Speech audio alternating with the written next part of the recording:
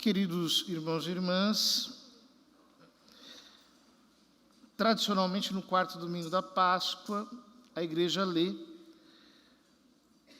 trechos do capítulo 10 de São João, aonde Jesus se apresenta como bom pastor. A intenção da igreja é nos mostrar como Cristo continua pastoreando-a, justamente por ser ressuscitado. Por causa da ressurreição, ele continua sendo o apacentador das nossas almas, de nós todos.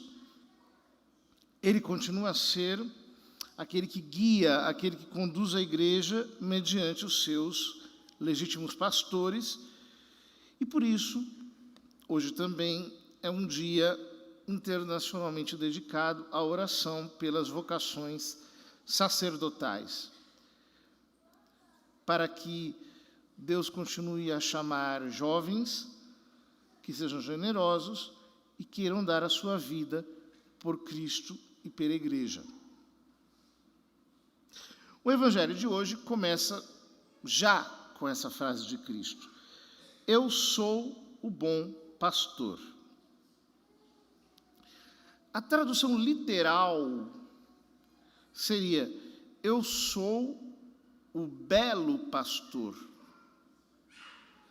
Porque Jesus aqui utiliza a palavra kalos, que é a palavra belo em grego.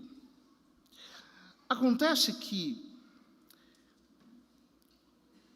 ao dizer eu sou o belo pastor, muito interessantemente, ele está dizendo que é um modelo, é o tipo do pastor ao qual todos devem imitar. E, portanto, isso também significa eu sou o bom pastor, no sentido de que eu sou o protótipo do bom pastor, o arquétipo do bom pastor. E essa imagem era uma imagem muito apreciada pelos primeiros cristãos. Jesus, como um pastor belo, jovem, ressurrecto, que leva a sua ovelha nos ombros. Ou seja, que nos leva a todos nós. Então ele dá as características do pastor modelo, do pastor belo, do bom pastor. Em primeiro lugar, o bom pastor dá a vida por suas ovelhas. Não há como não evocarmos aqui, por exemplo, a figura de Davi. Davi que salva a sua ovelha do leão, enfrentando do urso, a resgata, colocando a sua vida em perigo. Portanto, o bom pastor é aquele que enfrenta os perigos, aquele que se coloca em risco, aquele que enfrenta as dificuldades, aquele que luta pelo seu rebanho, com perigo de morrer, com perigo de morte. O mercenário, que não é pastor e não é dono das ovelhas, vê o lobo chegar, abandona as ovelhas e foge, e o lobo as ataca e dispersa. Quando São Paulo se despede da comunidade de Éfeso, antes de voltar para Jerusalém e ali começar toda a situação desastrosa que vai levá-lo à prisão, ele diz que lobos vorazes virão atacar o rebanho para dispersá-lo. Aqui aparece, na boca de Jesus, essa figura, o lobo. E, do outro lado, o mercenário. O mercenário que é o assalariado, que é aquele que cuida do rebanho simplesmente para receber um soldo. E Jesus diz, olha, a diferença entre o pastor e o mercenário é que o mercenário não dá vida pelas ovelhas. Ele é um assalariado, ele não é o dono das ovelhas, ele não tem amor pelas ovelhas. Então, o que ele faz? Quando o lobo vem, ele foge. E as ovelhas se dispersam, as ovelhas morrem, e assim por diante. Quem é o lobo? A quem São Paulo se referia quando fala do lobo? A quem Jesus se refere quando fala do lobo? Os pais da igreja diziam que o lobo eram os hereges, que com seu ensino destroem a fé nas almas. O bom pastor, portanto, diferentemente do mercenário, ele enfrenta o erro. De maneira aberta, ele se coloca à frente do rebanho. Porém, Jesus não foi apenas um debelador de heresias. Jesus foi, sobretudo, o nosso Redentor. Então, no contexto de Jesus, quem são os lobos que atacam o rebanho? A comunidade de São João era uma comunidade que estava sendo perseguida. Perseguida pela sinagoga. Perseguida por aqueles que, de fato, eram os considerados bons pastores. De um lado você tinha a classe dos sacerdotes, que era uma classe vendida ao establishment romano, que cumpria todos os interesses do império e que tinha estabelecido uma religião que estava de acordo com tudo aquilo que o Império Romano pagão queria. E do outro lado você tinha os fariseus, que embora fossem críticos da classe sacerdotal, também viviam devorando o rebanho.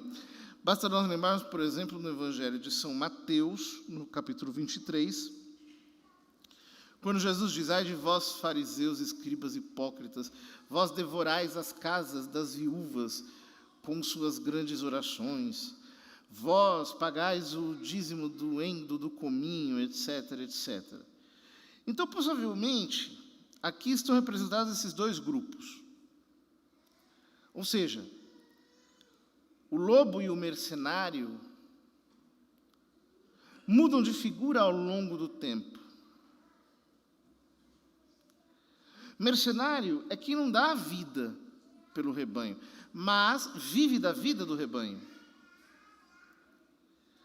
E lobo é todo aquele que, de algum modo, quer manter o rebanho numa posição de usufruto.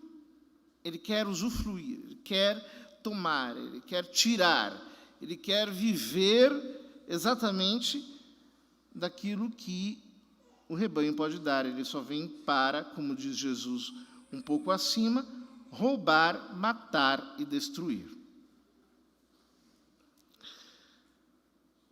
Então ele diz, o mercenário não se importa com as ovelhas.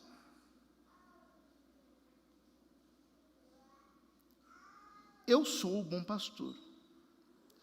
Conheço as minhas ovelhas e elas me conhecem, assim como o Pai me conhece e eu conheço o Pai. Vejam que expressão forte a de Jesus. Eu sou o bom pastor, eu conheço as minhas ovelhas.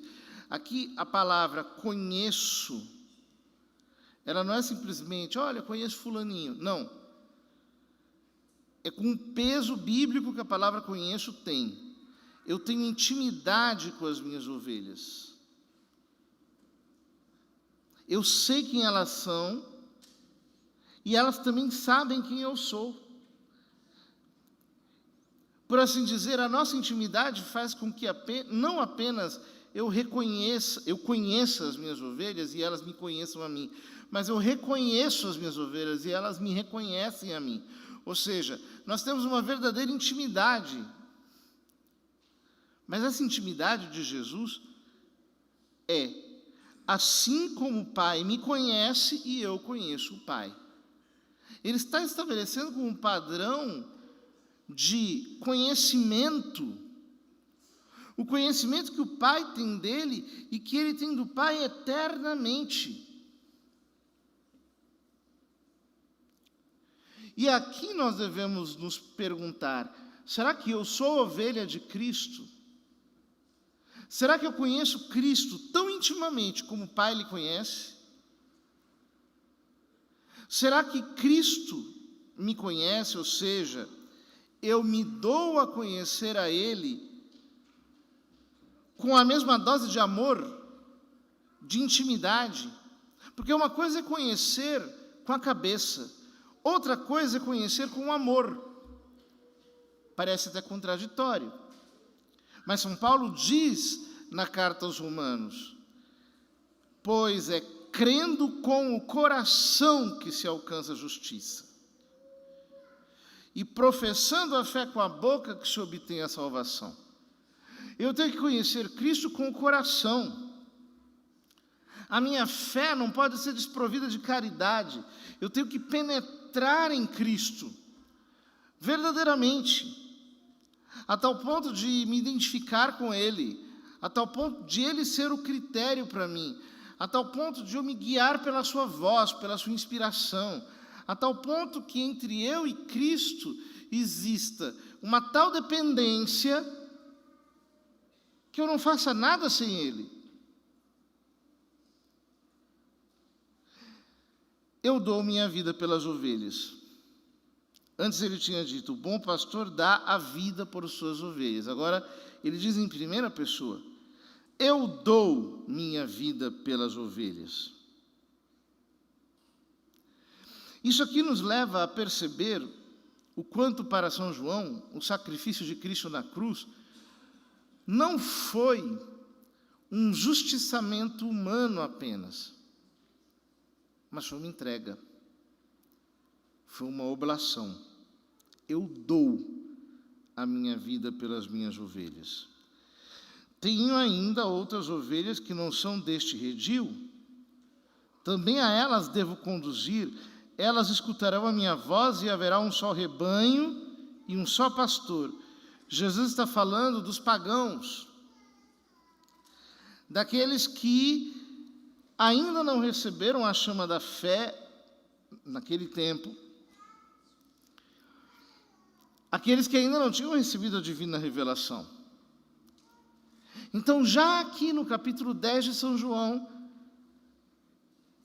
se abre uma visão universalista. Isso para nós é muito bonito. Jesus tem ovelhas em todo lugar.